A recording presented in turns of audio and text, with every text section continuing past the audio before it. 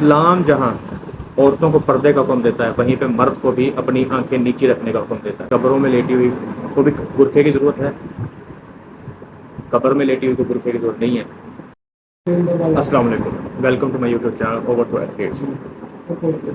جیسے کہ آپ سب جانتے ہیں کہ میرا یہ چینل اسپورٹس کے اوپر ویڈیو بنانے کے لیے میں نے بنایا ہے، اسپورٹس کی انفارمیشن تجزیے تبصرے کرنے کے لیے. لیکن آج کی جو ویڈیو ہے یہ اسپورٹس کے لیے نہیں ہے.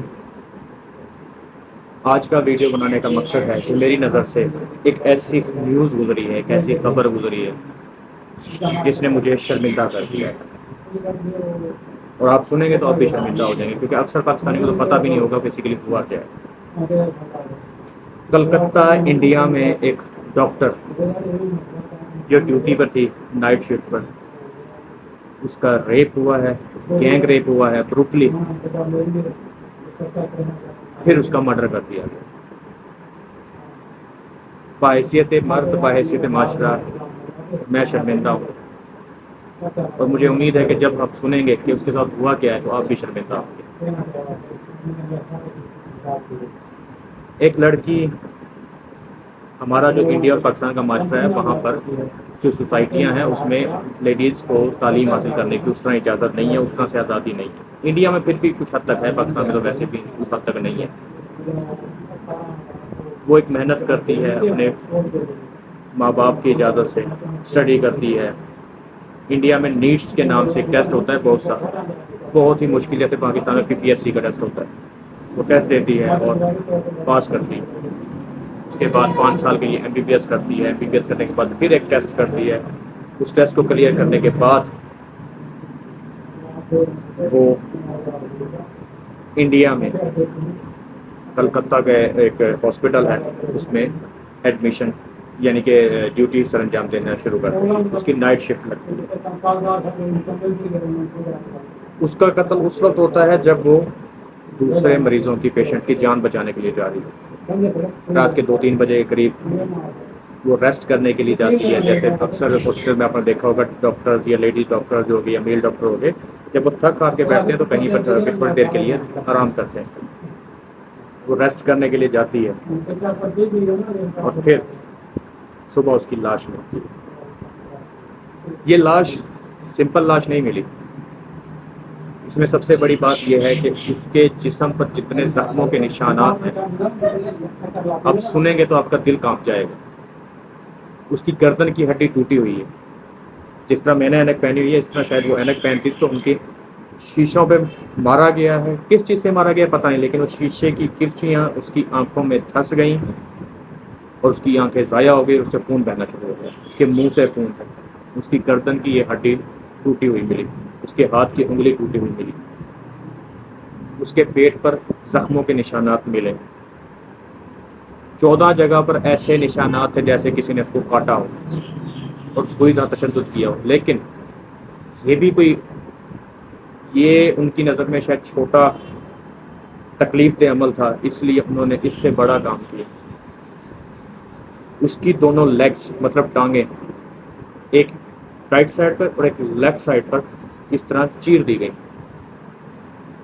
آپ سمجھ سکتے ہیں ایک زندہ لڑکی کی ٹانگیں کو چیر دیا جائے، کسی بھی انسان کی، لڑکی ہو مرد ہو، اس کی ٹانگوں کو اس طرح چیر دیا جائے تو اس پر کیا گزرے گی، کس تکلیف سے اذیت سے گزری ہوگی.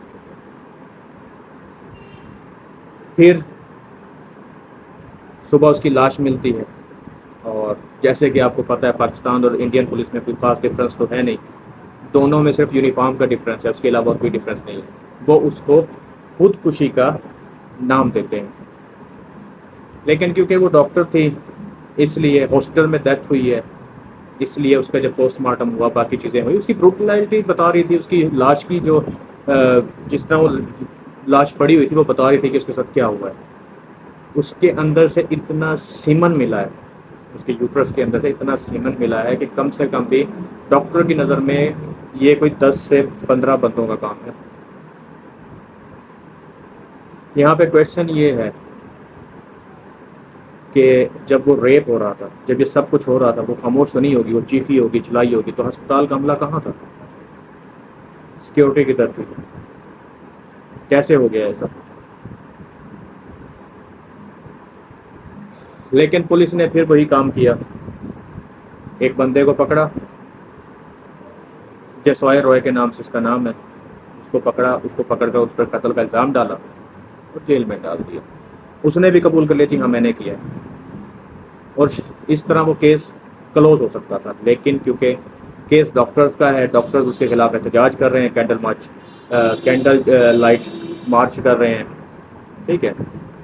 تو جب اس کی پوسٹ مارٹم آئی، جب اس میں پتہ لگا کہ اس کے اندر اتنا سیمن ملا ہے کہ یہ 10 سے 15 بندوں کا کام ہے، تب جا کر احتجاج شروع ہوا اور ایک لیول پر احتجاج کیا ہے۔ کولکتہ نے خیر ایک ہسٹری کریٹ کی ہے۔ آج کی ویڈیو بنانے کا مقصد یہی ہے کہ جی میں بھی اس مارچ کو سپورٹ کرتا ہوں، ایز اے پاکستانی میں اس مارچ کو سپورٹ کرتا ہوں، احتجاج کو سپورٹ کرتا ہوں کہ اصل گنہگار گار کو پکڑا جائے، اسے سزا دی جائے۔ اب خود سوچیں ایز اے معاشرہ ہم کہاں پہ کھڑے ہیں۔ یہ تو انڈیا کا واقعہ، پاکستان میں آپ نے دیکھا تھا کچھ عرصے پہلے قصور میں واقعہ ہوا تھا، چھوٹی سی بچی کا ریپ ہوا تھا، ٹھیک ہے۔ اس کے علاوہ ڈیلی بیس پر کہیں نہ کہیں کوئی ریپ ہو جاتا ہے۔ یہاں ٹھیک ہے ہم یہ بات کرتے ہیں جی لیڈیز اس طرح کے کپڑے نہیں پہنتی، اس طرح کے یعنی کہ برقع ویئر نہیں کرتی، لیکن جو اسلام کہتا ہے، لیکن کیا آپ نے دیکھا ہے کہ قبروں میں لیٹی ہوئی کو بھی برقعے کی ضرورت ہے؟ قبر میں لیٹی ہوئی کو برقعے کی ضرورت نہیں ہے، لیکن قبر سے نکال کر بھی ریپ ہو رہے ہیں۔ سلوگن چینج کرنے کی ضرورت ہے۔ بیٹی بچاؤ نہیں، مرد کو سمجھاؤ، بیٹے کو سمجھاؤ، بیٹے کی تربیت اچھی ہونی چاہیے۔ میں ان میرے پاس الفاظ نہیں ہے کہ میں وہ کیسے بیان کروں جو میں نے تصویر دیکھی ہے، میں وہ تصویر بھی یہاں نہیں لگا سکتا۔ آپ جائیں سرچ کریں، کلکتہ کا واقعہ ہے، کلکتہ ہاسپٹل میں یہ واقعہ ہوا ہے۔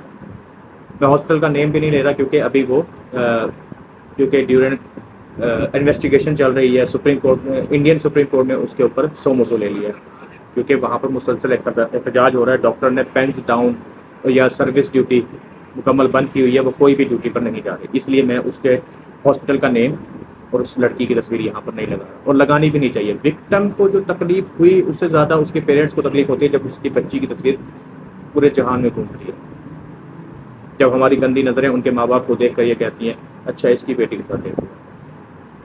ہمیں سمجھنا چاہیے، سوچنا چاہیے کہ بذریعہ بحیثیت معاشرہ، بحیثیت انسان ہم کہاں پہ کھڑے ہیں۔ کیا اس کا یہ قصور تھا کہ وہ لوگوں کی زندگی بچانے کے لیے ہاسپٹل گئی، یا اس کا یہ گناہ تھا کہ وہ اس نے اتنے سال محنت کر کر اپنے ماں باپ کا سہارا بننے کی کوشش کی؟ اسلام جہاں عورتوں کو پردے کا حکم دیتا ہے، وہیں پہ مرد کو بھی اپنی آنکھیں نیچے رکھنے کا حکم دیتا ہے، لیکن ہم صرف کوشچن کرتے ہیں کہ فلاں نے کپڑے کیوں پہنے، فلاں نے ایسے کپڑے کیوں پہنے۔ میری نظر میں کپڑوں کا جو معاملہ ہے اب تو وہ ختم ہی ہو چکا ہے۔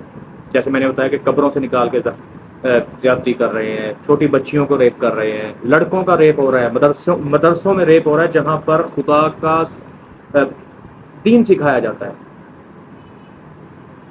اس سے بڑی اور کہاں جگہ ہوگی؟ لیکن ہماری بچیوں کو بھی سوچنا چاہیے اور لڑکوں کو بھی سوچنا چاہیے۔ ٹک ٹاک پر جو یہ ناچ گانا جسم کی نمائش لگائی ہوئی ہے اس کو ختم کریں۔ میں اس بیٹی سے، اس بہن سے، اس کے ماں باپ سے شرمندہ ہوں بحیثیت ایک مرد، اور میں بس اتنا کہوں گا کہ میں آپ کے درد میں شامل ہوں، دکھ میں شامل ہوں۔ آپ کو انصاف ملے، میری بھی یہی کوشش ہوگی، اور جتنا ہو سکے گا میں بھی اس احتجاج میں حصہ ڈالوں گا۔ حالانکہ میں انڈیا تو نہیں آ سکتا، لیکن سوشلی ہم اس کے لیے ضرور کوشش کریں گے تاکہ اس کو انصاف ملے۔ Thank you very much. اللہ حافظ۔